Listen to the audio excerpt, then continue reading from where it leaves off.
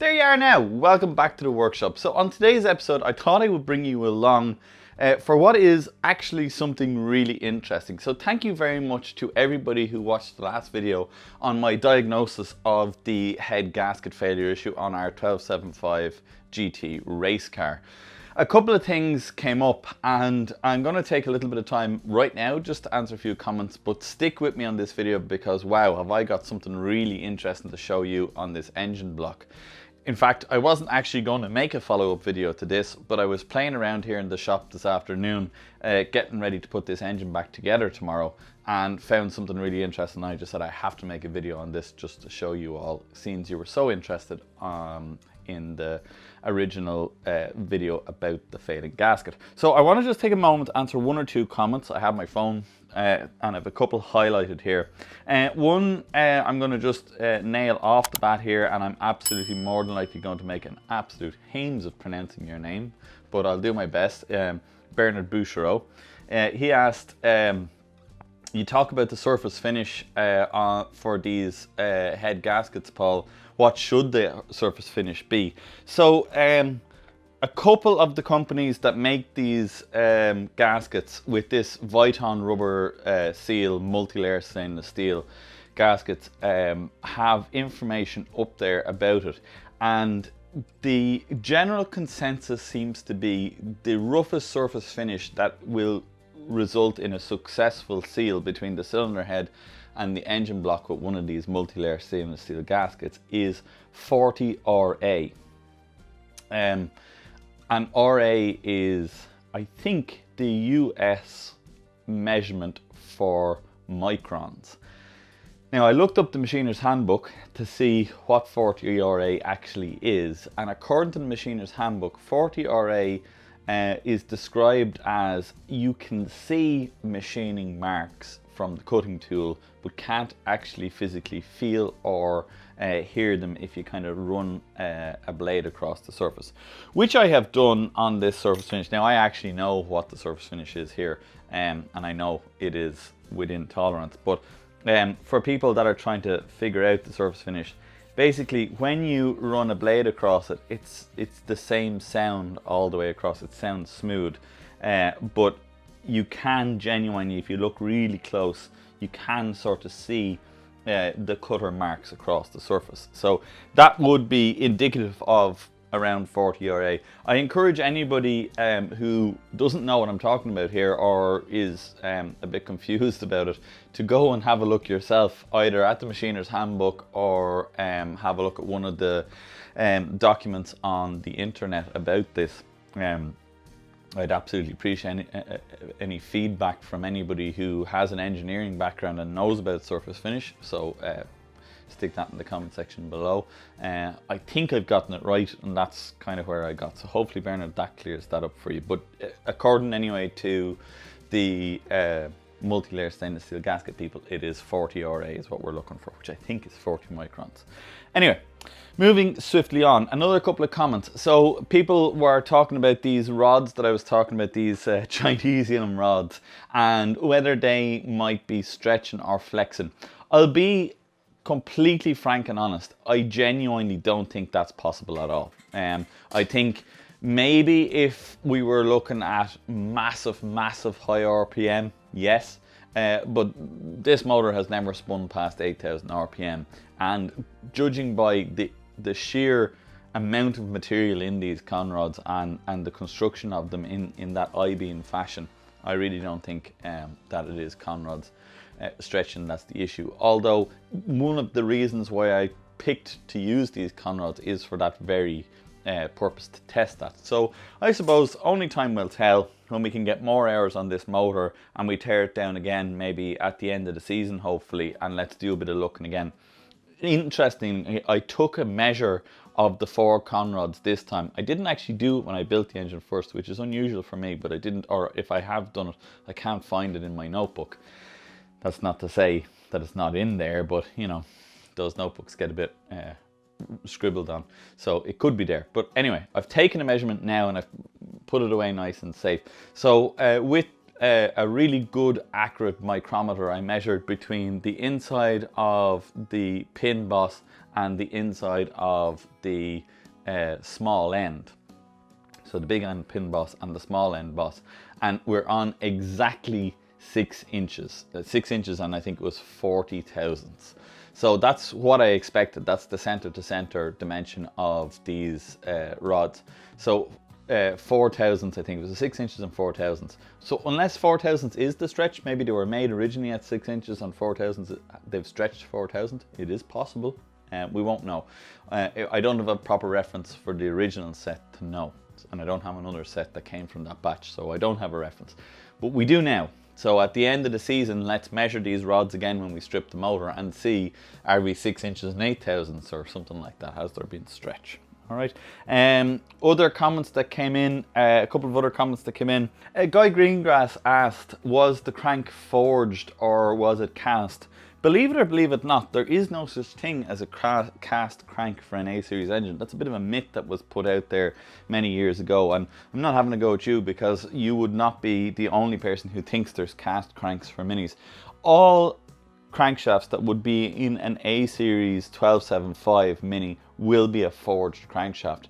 It just all depends on the material the crankshaft is actually made out of. So the worst material that they made cranks out of, or the least strongest material they made crankshafts out of, will be EN16T. I don't know if it's a T actually, but EN16 anyway. Some were made out of 24 and some 40. So it will be a forged crank, and yes, it is a forged crank. The crank that is in this motor was one worked by MED some years ago for me. It was lightened, it was wedged, cross drilled, and NI tempered and hardened, or hardened and tempered, I suppose would be the right order for that to go in. So the crankshaft is a good race item with very low hours on it. And to be honest with you, I'm in agreement with some of the other commenters. I'm not sure it's crank flex. And in fact, when I'm going to show you now, I've got the pistons installed in the block, and I'm actually going to show you something really, really interesting. Just before I do, thank you to everybody who is watching our videos. I really appreciate how much all of you guys are interacting. The subscribers are going up, so to everyone new, I see you popping in there and the subscriber numbers counting up. Thank you so much for coming along to the channel and giving us the subscribe. It really does mean the world to us. Really encourages me to get down here in the shop and make more videos for you guys. Don't forget to like this video if you find it enjoyable and it's the kind of content you enjoy.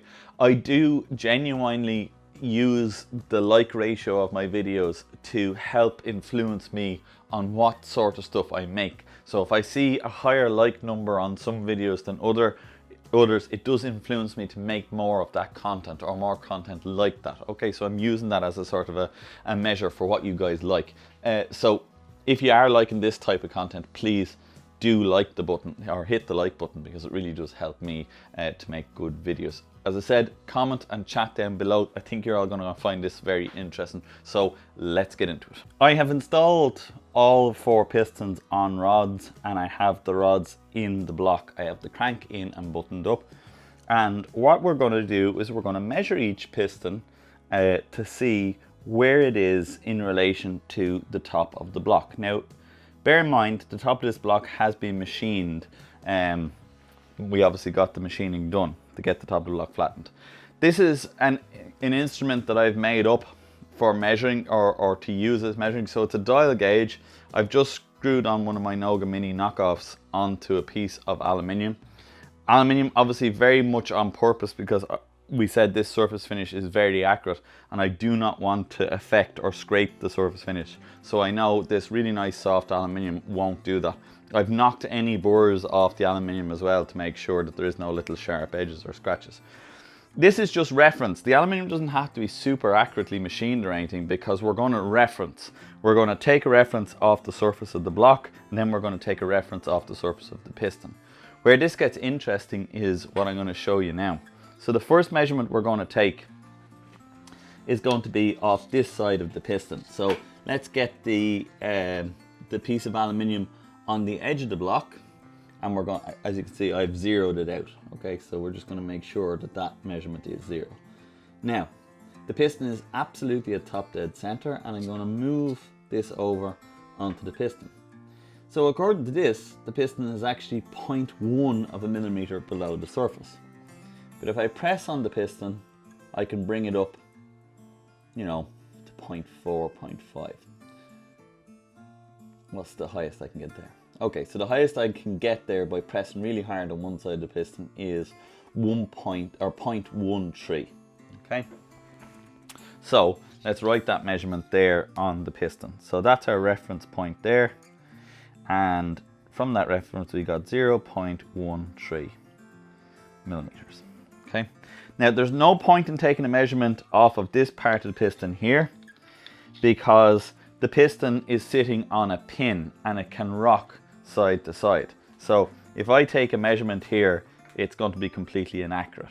The only measurements that are going to tell me anything are this side and this side. Now this is where it gets really interesting. Let's recheck our dial indicator gauge. So I have the dial indicator gauge just on the bridge between the two cylinders, the piece of cast iron between the two cylinders. Pressing it down solid and I have 0. So that's good. Our reference is still right.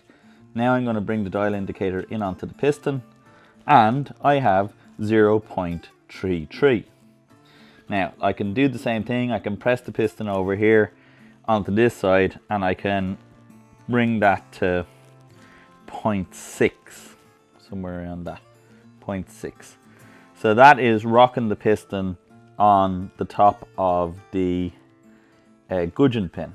So this is the kind of play that's in there, 0.6. That means at that point there, that piston is nearly a millimeter up out of the bore, which is massive. It's absolutely huge. So that was our second point of reference, and we got 0.76 millimeters there. This is across the board. As I move across and I keep doing this, which is what I've been playing at, over here 4 is up at the moment, so check our indicator is still at 0. So our indicator's at 0. Let's come onto the piston here, and we've got 0.4. If I press on this side of the piston, I'm getting, there's that 0.6 that we seen earlier on. I think we had 0.7 there. So that's 0.6.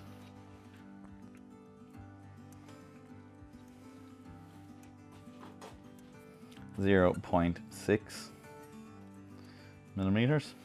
Now let's check this one.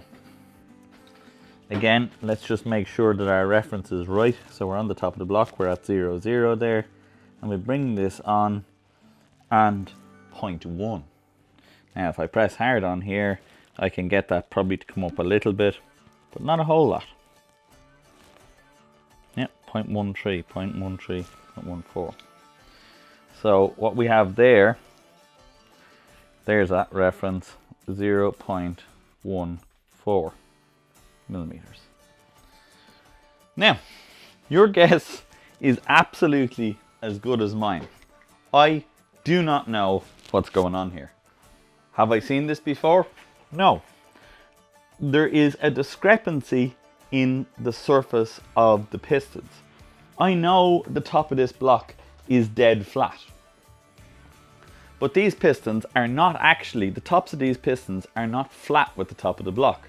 It looks to me like the tops of these pistons are actually sitting up towards each other. The reason I say up towards each other is because if we now bring the center pistons up to TDC, which is what I'm going to do now, I'll bring these up so that they're sitting exactly on TDC. Okay. And I do these measurements again. So get our 0 here. So we have our 0 there. Let's move the dial indicator onto the top of the piston. And we see 0.23. Give it a bit of a press and we see 0.6.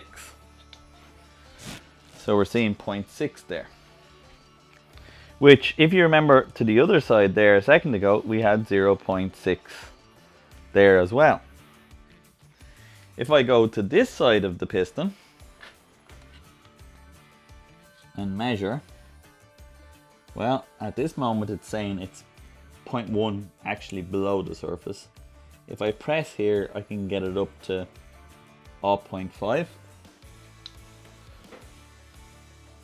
So we got that one there to 0.5, sorry, 0.05. Same again, let's check here. So our 0 is good there. Let's come onto our piston. 0.3, and if we press on this side of the piston, there's our 0.5 there. So we've got 0.5 millimeters there. And if we check this side, our center side, we've got 0 there, and we bring it on to the edge of the piston there. According to that, it's saying it's below. And if I press it there, I can bring it up to 0.1. 0.1 millimeters. Okay. So this to me is incredibly interesting. These pistons, as they sit in the block, or as they're sitting in this bore right now this minute, the edge facing each other across the center are 0.6 of a millimeter higher than the bore, but their outside edges are almost the exact same at 0.1 below the bore. If we swap over to this side, these two inside edges closest to each other, the same again, 0.5 on this one and 0.67 on this side, the ones closest to each other, and their outside edges are 0.13 on this side and 0.1 on that side. So for all intents and purposes, it looks like the pistons are sitting in the bore like this. And I rack my brains trying to think what it is. What could be causing this? Why would these pistons be sitting up a little bit more one side than the other? I very carefully analysed the squareness of the bore with the face of the top of the block, and it is 100% spot on. There's literally nothing in it. It's 100% spot on. This is absolutely at 90 degrees to that. I was thinking maybe it's in the crankshaft, but it's too accurate to be in the crankshaft. It's identical this side and it's identical this side, but it swaps over either side of the block. The only thing that changes like that in this arrangement is the rods. Let me just show you where I came to. So if I push up this piston, and then I'll push up this one, and we take them out, have a look what's happening. That part of the rod boss and that part of the rod boss are the same as each other. And guess what? The inside measurement 0.6 and the inside measurement 0.6. What's that telling me? That's telling me that it looks like the problem is actually in the top of the rod, where the rod has been machined for the pin bore. I just want to be careful here, don't let this drop. It looks to me like where it actually lines up for the top of the pin bore, i.e. across the little end here, what's happened is when these rods were made, rather than that being machined dead square to here, it looks like it's machined that way. What I got to thinking was, these rods were probably, all those pin bores were probably done in a fixture. And the rod would face the same way every time, wouldn't it? It would be in the fixture, say for example this way, and the machine would hone the pin bore. The next rod, that rod would be taken out, the next rod would be put in, and the pin bore would be honed. It would never be a case that you'd be flipping the rods side to side. So, people that reckoned it might be my Chinesium rods that are the problem were right, but not for the reasons that the Chinesium rods stretched, but for the reason that it looks like the way they actually honed those pin bores in the factory that they made these rods, they must have had it off by, well, if we say the worst case scenario here was 0.1 on this side and, 0.6 on one side and 0.1 on the other side. Well, if we think about that, where are we? We take that because it's 0.5. It was out of square by 0.5 of a millimeter, or some calculation of that. I'm not sure about the angle that necessarily might equate to that amount of measurement. My engineering brain can't do that flex in my brain. But one of you guys might be good enough on something like Fusion 360 to model this up, and we could see with those difference in measurements what actually is the difference in angle and how far out those pin bores are. It's very interesting. Anyway, the fix to this, or the solution to this, is we need to skim the tops of these pistons. That's the end game. We can't change the alignment of the pins now. The pins are bored into these rods the way they are bored into these rods. And what we need to happen is we need to know that these are going to sit dead flat. So I'm going to take one of these pistons off, I'm going to go over to the lathe, and I'm going to show you how I set this up. We're over at the lathe now, and I've got the piston set up, one of the pistons set up in the forejaw. What I've done is, it's reasonably running true, which is fine because we're doing the surface. We're not doing the side, we're not turning on the OD of the piston, we're turning on the surface of the piston.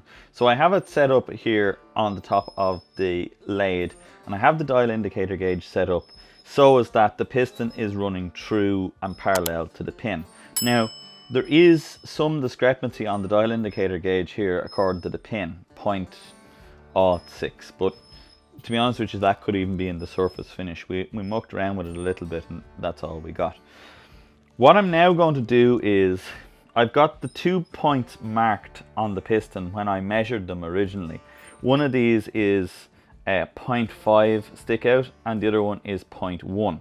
So I'm going to take one from the other, which is 0.1 from 0.5, giving me 0.4.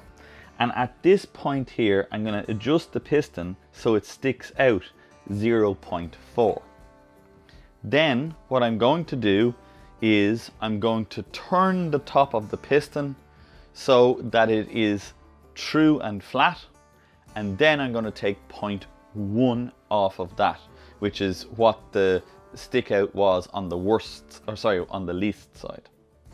Hopefully that makes a little bit of sense, but basically the idea is that we're setting up the piston in the chuck as it was set up in the block. In other words, it was wrong in the block, so we're setting it up wrong in the chuck so we can machine it effectively square to the surface of the block and then 0.1 below it. I want to get these pistons just ever so slightly under the top of the block, but I don't want to go any way far down, because if we start going down the block, then we affect the amount of compression we can run because we set up an area for detonation. So I want to get these as close as I can, but I don't want to go down further than I should. So just going to, we're at the place here where we measured it as being high on the setup. So what I'm going to do is I'm just going to tap the piston here in the forejaw until I can get it to read the 0.4 that it was when we seen it. So just going to tap on the bottom of the piston here, just get it to come out to that 0.4. There's 0.1, 0.2,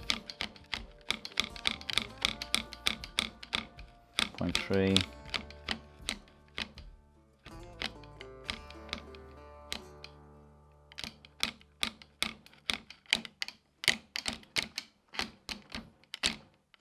okay, gone just slightly past it there, so we'll give it, okay, there we are at 0.4. So lock that jaw up. I just want to check as I rotate this around, do I get a 0 here where I expect it? I do. Okay, so that's good. So we're sticking out 0.4 here, and we have a 0, or damn as near a 0 there at 90 degrees to it. So what that is now, hopefully, is I have the piston in the chuck the way it is showing up in the block. If I now skim the top of this piston with the lathe, I'll end up with a piston that is effectively flat and at the same height all over, with that 0.1 sticking up. Then I can take a further 0.1 and I should now have a piston that is completely flat and on the top of the block. I'm delighted with this because I was worried I was going to have to take a lot of material off the top of these pistons. Taking anything, the most we're going to actually take off here is 0.5, which is absolutely fine. According to the piston manufacturer, I can easily go a millimeter. So that's good. The only thing I'm going to lose is some of the dish in the piston. So what I'll have to do is I'll have to compensate and put a little more area in the cylinder head so that I get the same compression ratio. I'm going to get set up now with a cutter and we can take a pass across the top of this piston. You might wonder, how do I know how far to feed the cutter in at this point? I'm going to feed the cutter in on the dials of the lathe 0.05 and take a pass, and I'm going to keep doing that until all parts of the piston are cut. I'll show you what I mean. I'll just take a pass now and I'll show you what I mean. I won't be able to speak while the lathe is running, so I'll do one pass and then I'll show you what I mean.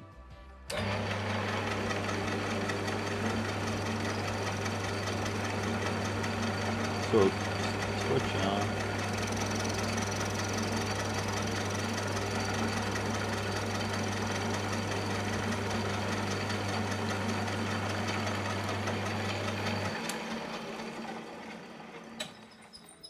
Okay, so what I want you to see here is that only the very corner of this piston has been touched by the cutter. I'm going to make this really apparent for you now. I'm going to show you a trick, a machinist's trick.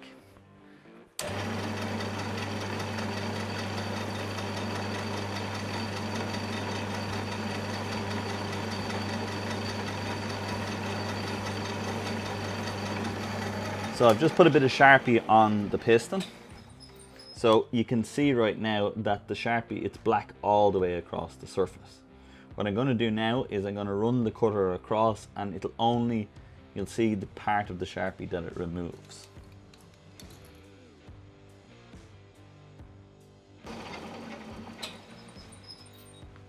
So hopefully now you can see that glaring difference between here and here. So you can see this all has Sharpie on it and this part hasn't.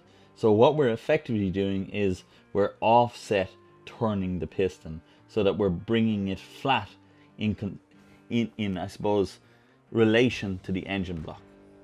Okay, so let's continue to do that until the top of the piston is completely flat, and then we can check it in the block, and it should be then a case of only machining another 0.1 off it and the piston will be below the top of the block.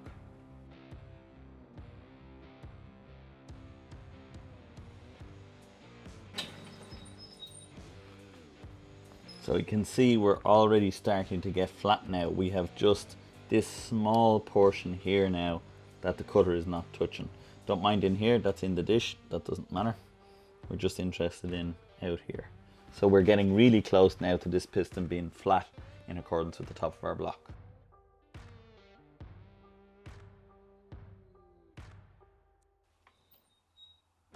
We're absolutely there. So you can just barely see Sharpie here now, where the cutter hasn't touched. What I expect now is when we put this piston back on the rod and put it into the engine, we are going to be 0.1 off of, we're going to be sticking 0.1 all the way around above the bore, meaning that all we'll have to do then is take that 0.1, but we'll actually take 0.15, which will leave us 0.5 below the surface. So let's just put this back into the block, check our measurement, set our piston up true again, and then take our last measurement, or take our last turn off. Okay, I've put the piston on the rod and I've torqued the cap on the big end of the rod, the piston, and brought it up to TDC. I know I'm spot on TDC, and I think you're going to be delighted with this. So, zeroed our dial indicator gauge on the top of the block. Let's bring it over onto the top of the piston. And we are within 0.3, 0.3. It comes, when I press over on this side, it comes up 0.3, 0.4, 0.4. If I press really hard, 0.5, 0. So between 0 and 0.5. And let's check this side. This is the side that was too high. Let's check our 0 first. And our 0 is spot on. Let's bring it over. And we press on it, 0.1 below the top. Let it off, bring it on, 0.1 below the top. Now what we have is a piston that is absolutely, completely dead on the top of the block all the way around with the torque in there. The other question that came up, one of you lovely commenters put in earlier on, was what would happen if at high RPM the piston was to move the amount of oil clearance? And that's a very good question. I have no way of testing that other than to run this without any oil clearance. In other words, with no oil.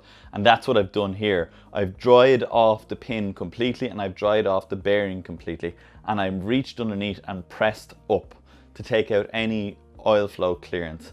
And the result of that was the piston then came out of the top of the block 0.1 to 0.13. Okay. I'd be inclined to say if it came out 0.1, I'd be happy, because we'd have lost oil pressure if it came any higher, because we'd have broke the oil film and the bearing would last literally a split second if that was the case. And the bearings are coming out of this looking fine, so I don't think we're losing oil film. So my plan now is to put that piston back in the lathe and to take 0.1 off the top of it, so I know my piston is 0.1 below the top of the block. And that means that I have that extra little bit of room for safety. I really hope you enjoyed coming along. Obviously, I'm going to have to repeat this process for the other 3 pistons. I'm not going to bore you with doing that over and over. It's going to be nothing else other than the same, setting the piston up in the lathe, working it out to the measurement. But here is a solution to the problem. So maybe it was those Chinesium rods in the first place that caught me. Maybe this is something that I missed at the start. What I'm thinking is, I wonder, when I built this motor first and I checked those measurements, did I actually press on the tops of the pistons to see where that movement was? And yes, that's what happened. That movement happened afterwards when it was running at high RPM. Those movements were coming in. The piston was able to deflect that tiny amount, clip the gasket and damage it. We now know that we've solved this in so many ways. We have a perfect surface finish on the top of the block that is in spec from the gasket manufacturer. We have a perfect surface finish on the cylinder head, which is in spec from the manufacturer. We now have our pistons absolutely dead flat in the top of the bore, taking up what I think is angular misalignment in the pin bore, in the small end pin bore. What else can we do? It has to be right. Let's put this engine together, let's get it dynoed, and let's get it on the racetrack and win a race. I hope you enjoyed coming along for this episode, and I'll see you guys on the next one.